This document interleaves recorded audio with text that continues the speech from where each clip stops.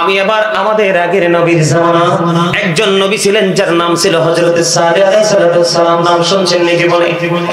হযরত সালেহ আলাইহিস সালাম উনি এমন একজন নবী ছিলেন, আল্লাহ রাব্বুল আলামিন সামুদ জাতির মাঝে তাকে নবী হিসেবে পাঠিয়েছিলেন। বন্ধু, আমি আপনাদেরকে বলবো, উনি যে আল্লাহর নবী, উনি যে আল্লাহর নবী, ওই সামুদ জাতি সেটা বিশ্বাস করতো না, সেটা মানতো না। বন্ধু আমার, অন্যায় মানুষ কেমন করে ভাবে বন্ধ করে, জুলুম মানুষ কেমন করে ভাবে, অসৎ কাজ মানুষ কেমন করে করে, এটা বোঝানোর জন্য আমি আপনাদেরকে বন্ধু এই জায়গায় নিয়ে এসেছি। কারণ সৎ কাজের উপদেশ দিয়েছেন কে? আল্লাহ।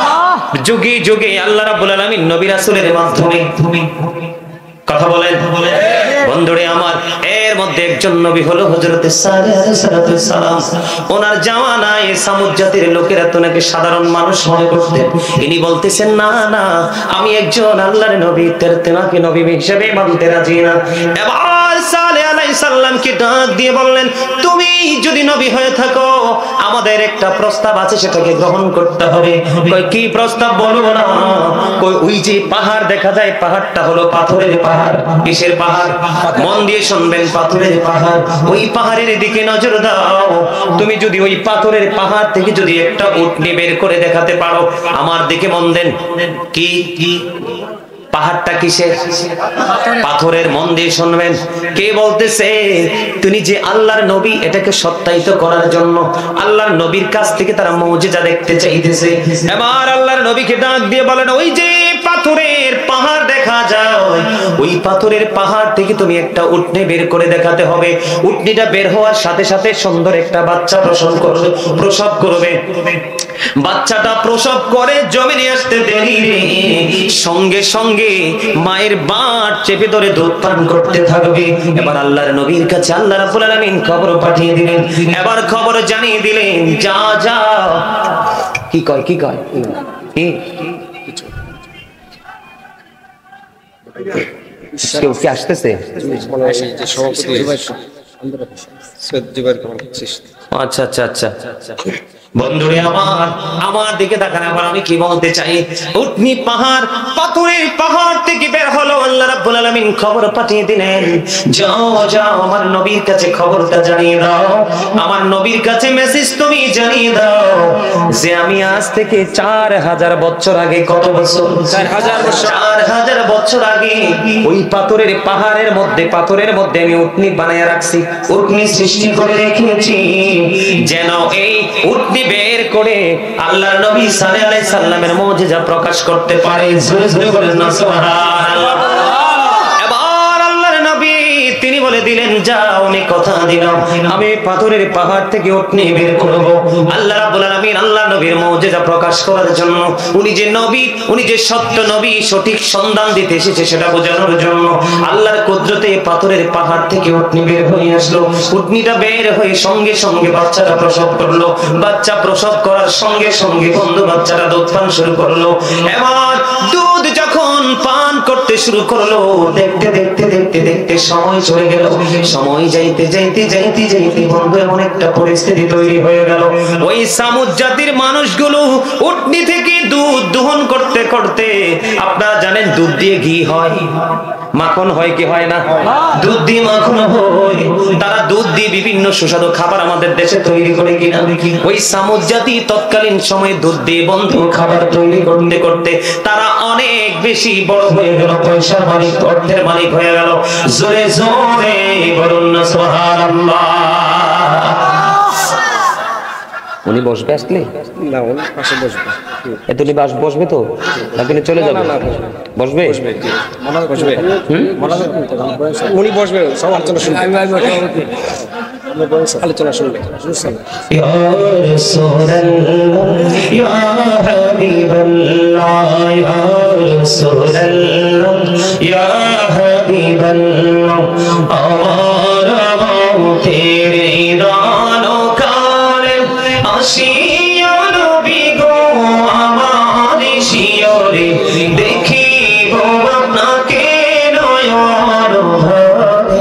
ইয়া রাসূলুল্লাহ, ইয়া হাবিবাল্লাহ, ইয়া রাসূলুল্লাহ, ইয়া হাবিবাল্লাহ, আসসালাতু ওয়াসসালামু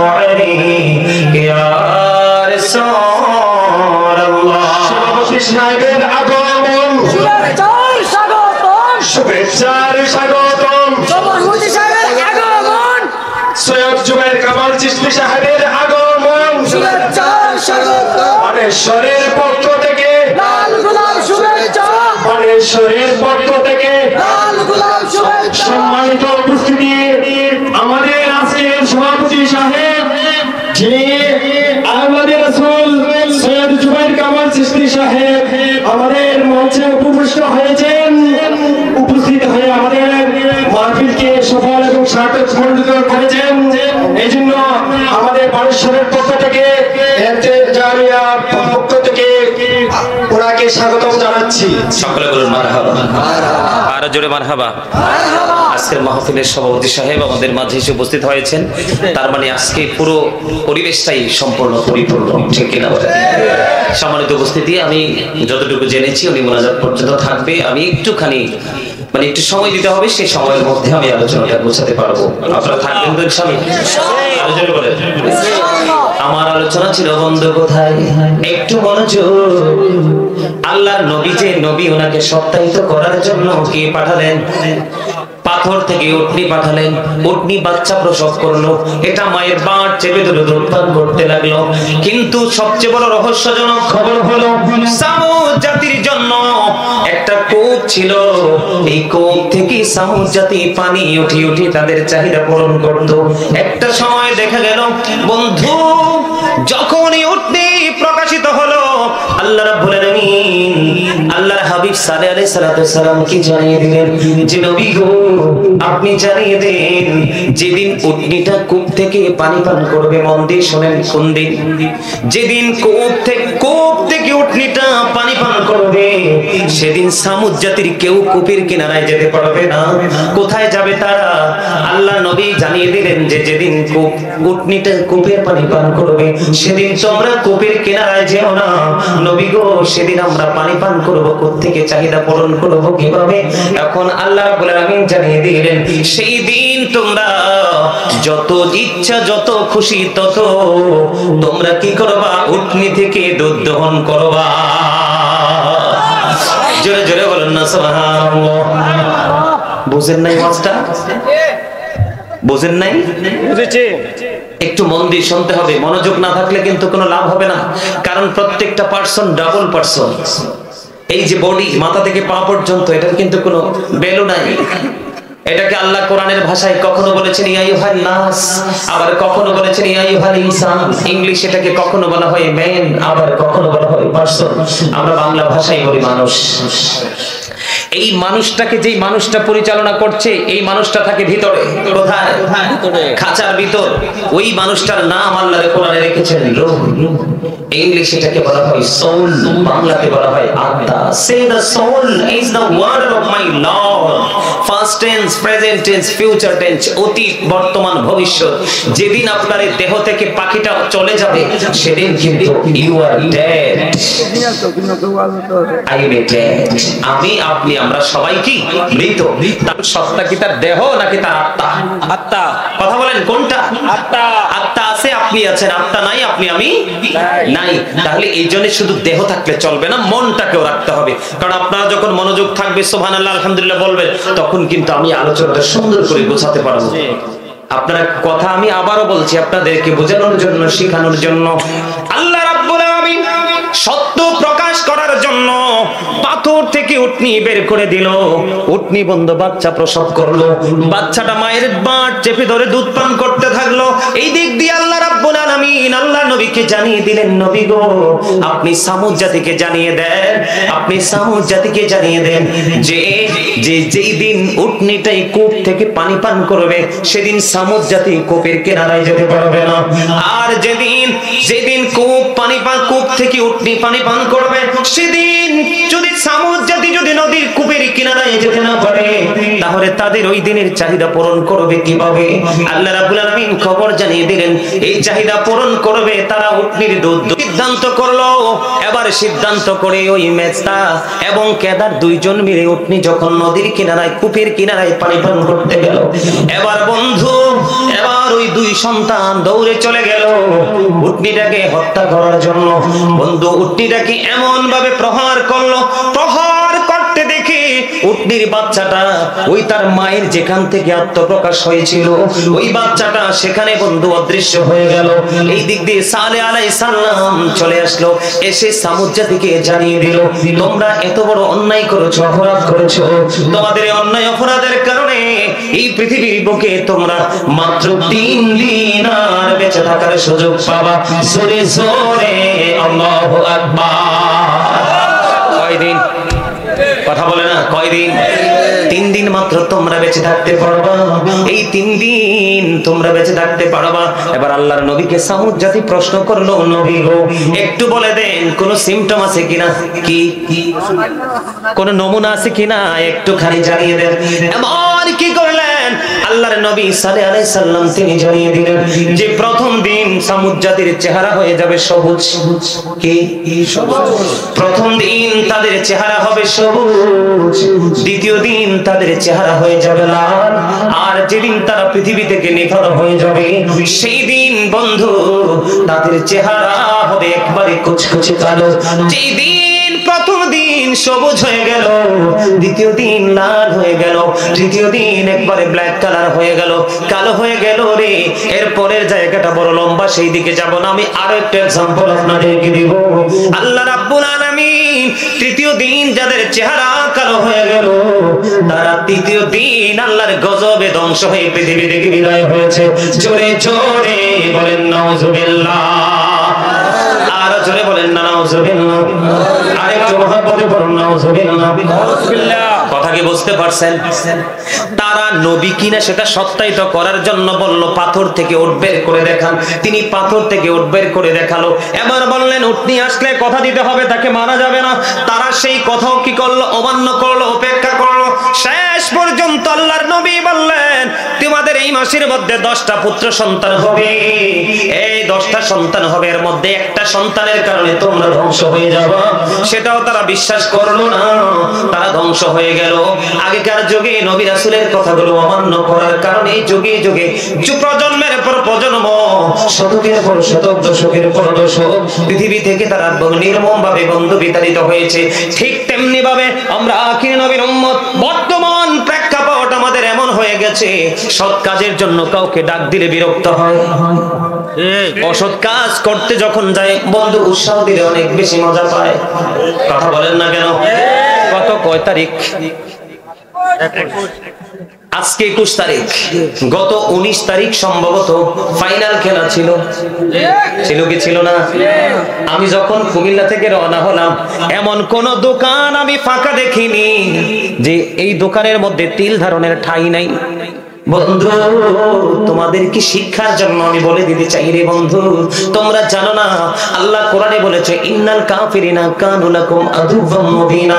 আল্লাহ বলেছেন the heretics are the eternal enemy of the believers. ঈমানদারদের প্রকাশ্য শত্রু হলো বেঈমান কাফেররা। পাশের দেশ ভারত, যদি আমাদের পাশের দেশ ইন্ডিয়া, ভারত আমাদের সবচেয়ে চিরকালের শত্রু, ঠিক কিনা বলেন? ভারতের দিকে নজর দিয়ে দেখেন বাবরি মসজিদ নিয়ে কি তাণ্ডব চালিয়েছে মোদী সরকার। এবার বন্ধু মুসলমানরা নামাজ পর্যন্ত নিরাপদে পড়তে পারে না। আমাদের দেশের প্রধানমন্ত্রী তিনি বলে দিয়েছেন যতদিন পর্যন্ত ফিলিস্তিন স্বাধীন না হবে ততদিন বাংলাদেশকে, বাংলাদেশ ইসরায়েলকে কি করবে না? স্বীকৃতি দিবে না, ঠিক কিনা বলেন? আর পাশের দেশ ভারত শুরু থেকেই বন্ধু ইসরায়েলের বিপক্ষে, ইসরায়েলের পক্ষে। আমি আপনাদেরকে এই জন্য বলেছি মাহফিলে যাইতেছি বন্ধু, মানুষগুলো পলকহীন দৃষ্টি দিয়ে টিভির দিকে তাকিয়ে আছে, অথচ দুইটা দলই খেলছে বেঈমান। কেন বলেন? এখান থেকে কিছু অর্জন করছেন যুবক, তোমরা বলো।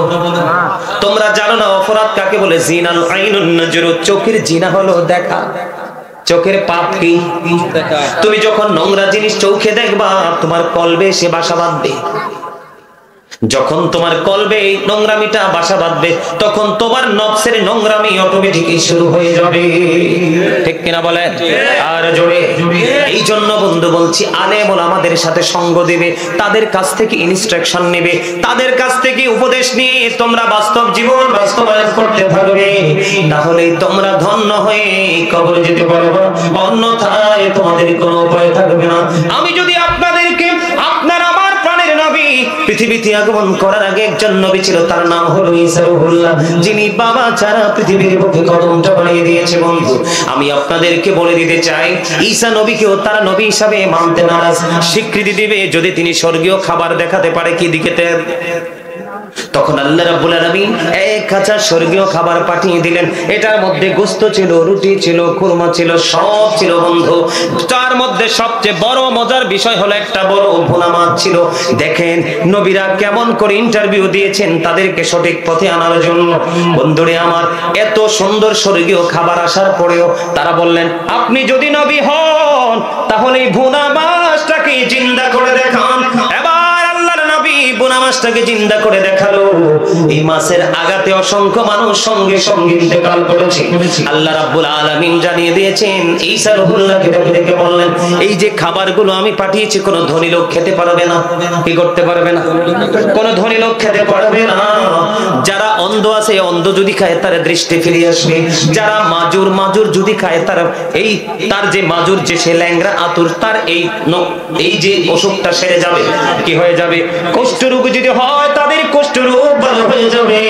এই খাবারটা মূলত ধনী লোকের জন্য, গরিবের জন্য, ধনীদের জন্য নয়। বন্ধুরে আমার, আল্লাহর নবী ঈসা রূহুল্লাহর কথা অমান্য করে ওই খাবারটা 400 জন লোক জোর করে খেয়েছিল। কতজন? কথা বলেন, কতজন? 400 জন লোক জোর করে খেয়েছিল। 3 দিন তারা শুয়োর অবস্থায় ছিল। কয়দিন? 3 দিন তারা শুয়োর অবস্থায় ছিল। 3 দিন শুয়োর অবস্থায় থেকে তারা শুয়োর অবস্থায় পৃথিবী থেকে বিদায় নিয়েছে। জোরে জোরে নাউজুবিল্লাহ। সৎ এবং অসৎ দুইটার মধ্যে আকাশ পাতাল পার্থক্য। আমি বর্তমান প্রেক্ষাপটের সাথে ঈসা রূহুল্লাহর জীবনী থেকে একটা তথ্য আমি নিয়ে এসেছি আপনাদের জন্য। আল্লাহর নবী ঈসা রূহুল্লাহকে একদিন এক ইহুদি ডেকে বললেন, আপনি আল্লাহর নবী, আমি আপনার সাথে সফর সঙ্গী হব। আল্লাহর নবী বললেন, ভালো কথা, সুন্দর কথা, চমৎকার কথা, আমার সঙ্গী হবে, এতে কোনো সমস্যা নেই, কোনো সন্দেহ নেই, চলো। কিন্তু মজার খবর হলো, যাওয়ার সময় আল্লাহর নবী ঈসা রূহুল্লাহর কাছে ছিল একটা রুটি। কয়টা? একটা রুটি। আর ইহুদির কাছে ছিল 2টা রুটি। কয়টা? ইহুদির কাছে ছিল 2টা রুটি, আল্লাহর নবীর কাছে ছিল বন্ধু একটা রুটি। আল্লাহর নবীর সাথে সফরে যখন রওনা হয়ে গেল, সফর করতে করতে করতে করতে তার একটু ক্লান্তি আসলো। ক্লান্তি আসার পরে তারা খাবার খেতে বসলো। খাবার খেতে বসার পরে আল্লাহর নবী ঈসা রূহুল্লাহ তিনি তার একটা রুটি খেয়ে ফেললেন। ওনার সঙ্গীর কাছে রুটি কয়টা? ওনার কাছে রুটি হলো 2টা।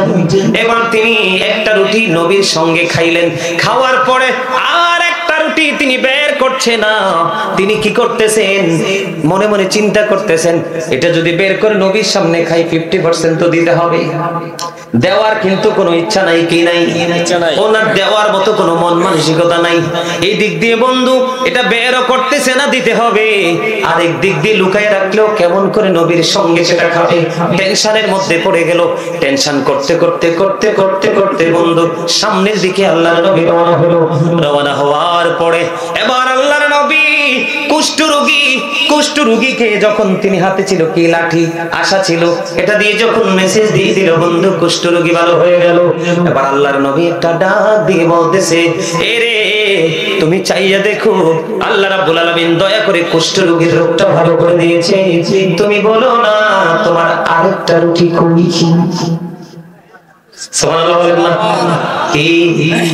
তুমি বলো, তুমি দেখেছো কুষ্ঠরোগ ভালো হয়ে গেছে, তুমি বলো না তোমার আরেকটা রুটি কই? এবার তিনি বললেন, না না নবী গো, আমার কাছে কোনো রুটি নাই। রুটি নাই কই না? আল্লাহর নবী কিচ্ছু বলে না। আবার তিনি সামনের দিকে হাঁটতে শুরু করলেন। হাঁটতে হাঁটতে হাঁটতে হাঁটতে বন্ধু সামনে গিয়ে অন্ধ লোককে পেলেন। অন্ধ লোককে পাওয়ার পরে অন্ধ লোককে তিনি ভালো করলেন। ওনার স্পর্শে অন্ধ লোকটা ভালো হয়ে গেল।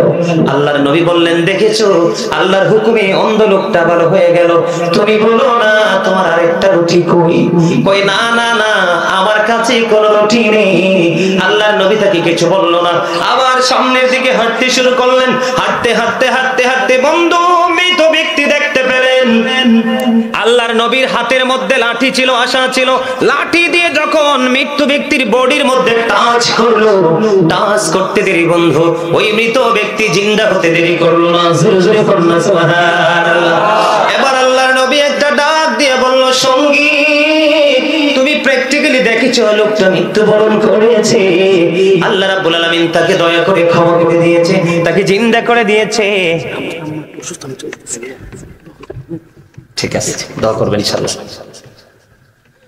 আমাদের সভাপতি সাহেবের আম্মা জান অসুস্থ, তিনি সেজন্য চলে যাচ্ছেন। আলহামদুলিল্লাহ বলেন, আল্লাহ যেন ওনার মাকে সুস্থ করে দেন। সকলে বলেন আমিন। আর জোরে বলেন আমিন। বন্ধুরে আমার দিকে তাকানো বন্ধু, ঘটনা কয়টা? অন্ধ লোকের কি হলো বন্ধু?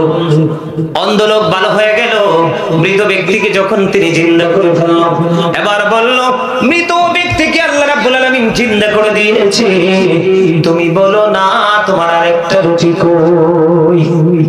কয় নবী গো, না না আমার কাছে কোনো রুটি নেই। তিনি এবারও বন্ধু স্বীকার করলেন না। তিনি চলতে চলতে সামনের দিকে যখন রওনা হলো, সামনের দিকে রওনা হওয়ার পরে বন্ধু দেখতে পাইলেন, বন্ধু পেটে খিদা লাগলো। একটা মেষ পাল থেকে কি করলেন? একটা মেষ পাল থেকে তিনি মেষ খাওয়ার জন্য মনস্থ করলেন। তখন মেষের পাল থেকে মালিক একটা সুন্দর তাজা একটা মেষ দিলেন, নাও এটাকে তুমি ভক্ষণ করে খাও। এবার আল্লাহর নবী একটা ডাক দিয়ে বললেন, মেষ তোমরা ভক্ষণ করবে ঠিকই, কিন্তু কোন হাড় গুলো তোমরা অন্যদিকে ফালাইতে পারবা না, সবগুলো হাড় তোমরা একত্রিত করে রাখো। মেষ খাওয়া বন্ধ শেষ হলো। দেখেন আল্লাহর নবীদের কি মুজিজা আল্লাহ রাব্বুল আলামিন দিয়েছেন। তারপরেও তাদের সেই জামানায় জাতিগুলো ধ্বংস হয়ে গেছে শুধু আল্লাহর নবীদের কথা অমান্য করার কারণে। আমি আপনাদেরকে এক্সাম্পল বুঝাচ্ছি বন্ধু। এবার কি করলেন? খাওয়া দাওয়া শেষ, হাড়গুলো এক এক জায়গায় রাখলো। আল্লাহর নবীর লাঠি দ্বারা আশা দ্বারা যখন ওই হাড় চামড়ার মধ্যে টাচ করলো, ওই যে মেষ আবার পুরোপুরি জিন্দা হয়ে আবার পালে চলে গেল। এবার আল্লাহর নবী ডাক দিয়ে বললেন সঙ্গীকে, সঙ্গী রে, ও সঙ্গী তোমাকে আমি বলছি, তুমি একটুখানি বলো, দেখছুনি আমরা এটা ভক্ষণ করলাম, রান্না করে খাওয়া দাওয়া শেষ করলাম, হাতের আঘাতে হাতের লাঠির আঘাতে জিন্দা হয়ে গেল, তুমি বলো না তোমার আরেকটা রুটি কই? কই না না আমার কাছে কোনো রুটি নাই, আমি আপনাদেরকে ধ্বংসস্তূপের কাছে নিয়ে যাচ্ছি। বর্তমানে আখির নবীর উম্মত, ম্যাক্সিমাম উম্মতের মধ্যেই সেই কালচারটা আছে, শেষ পর্যন্ত গেলে বুঝতে পারবেন। ঠিক কিনা বলেন বন্ধুরে আমার? তারপরেও তিনি কি করলেন না? রাজি হলেন না।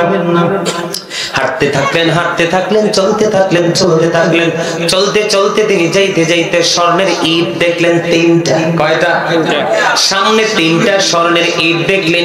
তিনটা স্বর্ণের ইট দেখার পরেও সেটার দিকে তাকালেন না, চলে গেলেন। চলতে চলতে চলতে চলতে কিছু দূর যাওয়ার পরে বন্ধু ক্লান্তি চলে আসলো। একটা গাছের ছায়ার নিচে তিনি বিশ্রাম করতেছেন। বিশ্রাম করতে সময় হঠাৎ ওনার মধ্যে তন্দ্রা চলে আসলো। তন্দ্রা বুঝেননি? মানে এই যে ঘুমের আগে, ঘুমের আগে ফাইনালি ঘুমাইতেছেন বিছানায় পিঠ লাগাইয়া, ওইটা না। দেখবেন ওইখানে যাওয়ার আগে আগে কিন্তু তন্দ্রা আসে না? তন্দ্রা আসলো আল্লাহর নবী। এবার এতক্ষণ পর্যন্ত ওনার সঙ্গী ওনার লাঠির বরকতরা দেখেছেন। কি দেখেছেন? ওনার লাঠির যে বরকত, এটা তিনি দেখেছেন। আল্লাহর নবী যখন তন্দ্রাচ্ছন্ন হলো, ঘুমের মধ্যে নিমজ্জিত হয়ে গেল, এবার ওনার সঙ্গী কি করলেন? আল্লাহর নবীর লাঠি নিয়ে তিনি পালিয়ে গেল। জোরে জোরে নাউজুবিল্লাহ। লাঠি নিয়ে কি করলো? পালিয়ে গেল। পালিয়ে গেল। সেই চিন্তা করতেছে লাঠির তো অনেক বরকত, লাঠির কি লাঠির অনেক পাওয়ার, লাঠির অনেক কারামতি আছে। আপনারা বলেন আল্লাহর নবীর হাত আর সাধারণ মানুষের হাত কি এক জিনিস? কথা বলেন এক জিনিস? কখনোই এক নয়। আল্লাহর নবীর হাত আর সাধারণ মানুষের হাত কখনোই এক নয়। এবার আল্লাহর নবী ঘুমন্ত অবস্থায় এবার সঙ্গী লাঠি নিয়ে সামনের দিকে হাঁটতে শুরু করলেন। হাঁটতে হাঁটতে হাঁটতে হাঁটতে বন্ধু সামনে গেলেন, গিয়া দেখলেন অনেক মানুষ একত্রিত হয়ে আছে। ওই লাঠি নিয়ে তিনি সামনের দিকে ঢুকলেন। ঢুকার পরে যাইয়া দেখলো তাদের রাজা, ওখানে যে ব্যক্তিটা আছে সেটা সেই আমলের তাৎক্ষণিক সেই আমলের বাদশা। তারা দেখলেন তাদের বাদশা অসুস্থ। বাদশার জন্য তারা কান্নাকাটি করতেছেন। কত ডাক্তার দেখালাম, কত কিছু করলাম, রাজাকে ভালো করতে পারছি না। এবার ওই আল্লাহর নবীর সঙ্গী ডাক দিয়ে বলতেছে, ওই যে আল্লাহর নবী যে টাচ করেছে, দেখছে যে মানুষ, মরা মানুষ জিন্দা হয়ে গেছে, অন্ধ লোকের দৃষ্টি ভালো হয়ে গেছে, বন্ধু জবাই করা মেষ খাওয়ার পর এটা আবার জিন্দা হয়ে পারে চলে গেছে। এটা দেখে তিনি কি করলেন, কয় আমি তোমাদের রাজাকে, বাদশাকে ভালো করে দিব, তোমরা আমাকে প্রতিদান দিবে। কয় দিব। এবার কি করলেন, আল্লাহর নবীর লাঠি দিয়ে বন্ধু রাজার গায়ে আঘাত করতে দেরি, সঙ্গে সঙ্গে রাজা মৃত্যুবরণ করতে দেরি করে না। আল্লাহু আকবার বলেন না, আরে জোরে বলেন আল্লাহু আকবার, আরে জোরে আল্লাহু আকবার বলতে পারেন না? কি হইছে? পারে মারা গেছে, বিপরীত হইছে না? কি এ মনে করছে আল্লাহর নবীর হাতে যে টাচ করছে সেই বরকত সেও পাবে।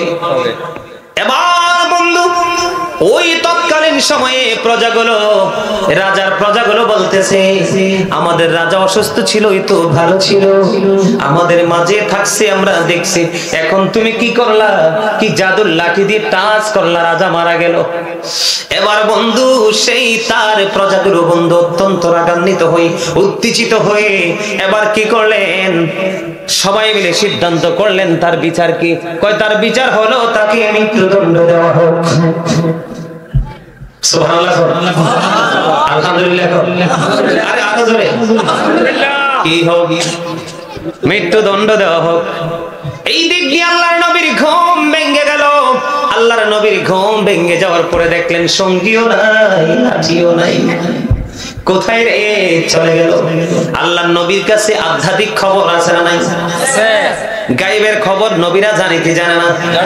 গায়েবের খবর না জানলে কখনোই নবী হবে না। গায়েবের খবর যারা জানে তারাই নবী, যারা অদৃশ্যের সংবাদ দিতে জানবে না তারা কখনোই নবী হতে পারবে না।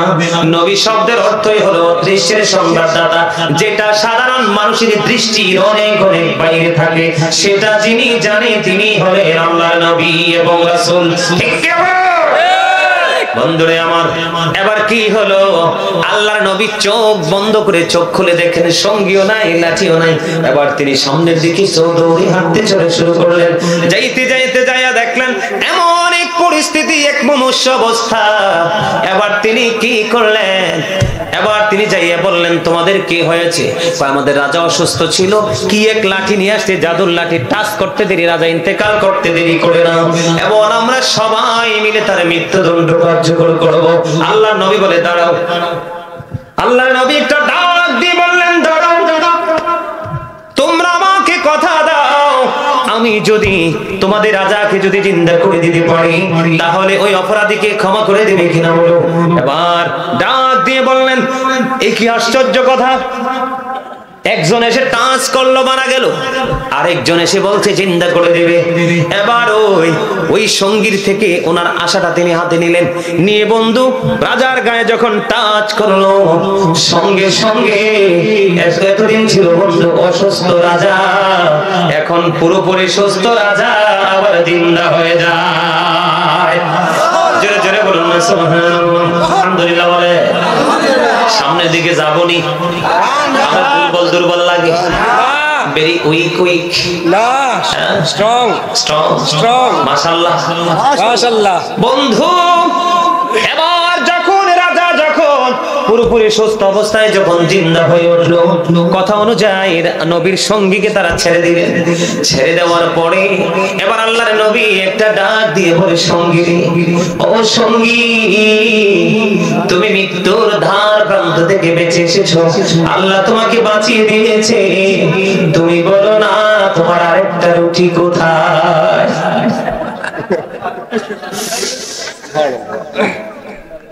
আল্লাহর নবী একটা ডাক দিয়ে বলল তুমি মৃত্যুর কাঠগড়ায় ছিলে, ফাঁসির দড়ি তোমার কাছে একেবারে নিকটতম ছিল, আল্লাহ তোমাকে দয়া করে বাঁচিয়ে দিল, তুমি বলো না তোমার আরেকটা রুটি কই? এবার সঙ্গী ডাইকা বলে নবী গো আমার কাছে হাসাই কইছি কোন রুটি নাই।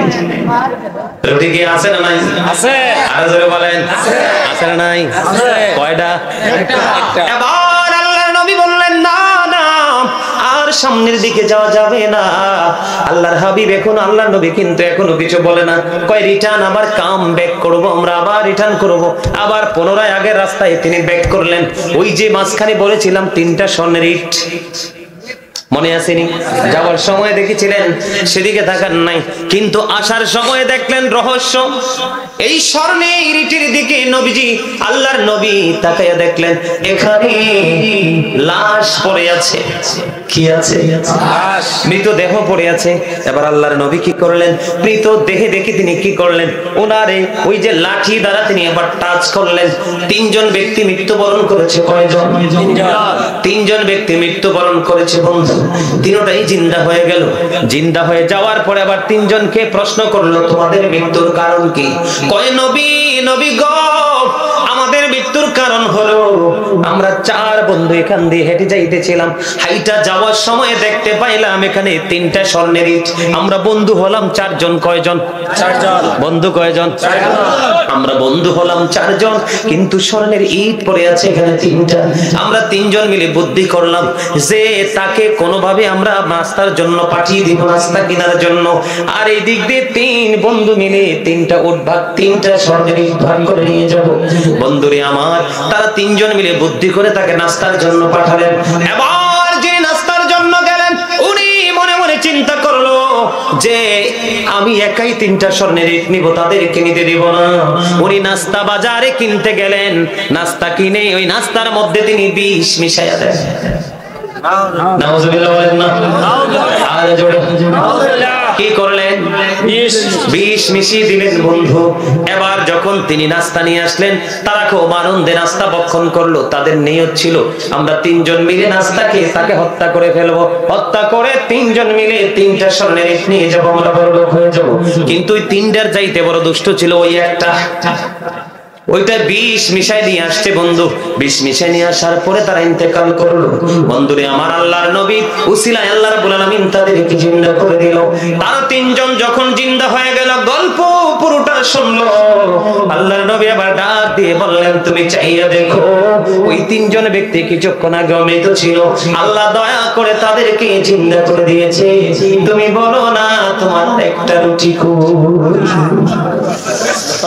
সে কয় না, কিছু কয় না, না না নবী গো, আমার কাছে কোনো রুটি নাই। কয় নাই, রুটি নাই। কয় না। ওই যে 3 জন জিন্দা হলো, তাদেরকে আল্লাহর নবী বললো, নাও নাও তোমরা ইটগুলো নিয়ে চলে যাও। কয় না গো না, ইটের জন্য একবার জীবন নাশ হয়ে গেল।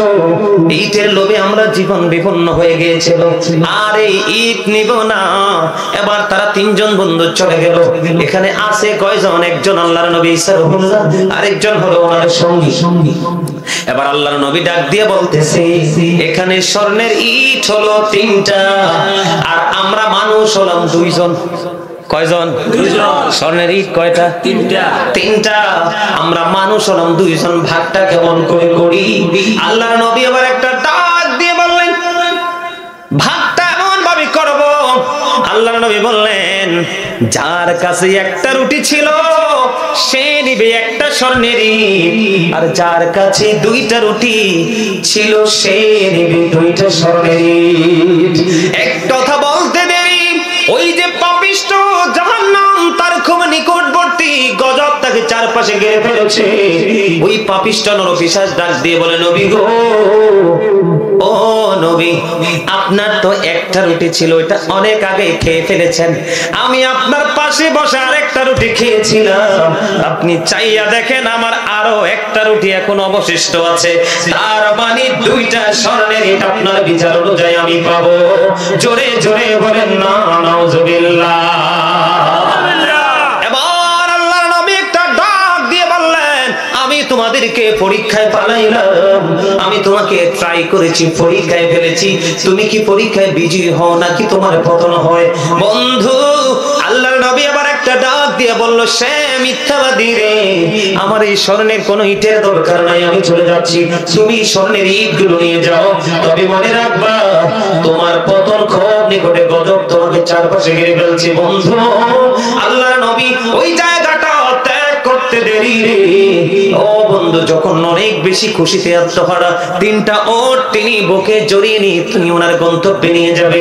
ইটগুলোকে স্পর্শ করতে দেরি, তার পায়ের কাজ দিয়ে মাটি বন্ধু পেটে দুইটা ভাগ হয়ে গেল, সে মাটির মধ্যে ইট গ্রথিত হয়ে গেল, সে সাথে সাথে মাটি তাকে গ্রাস করে ফেললো।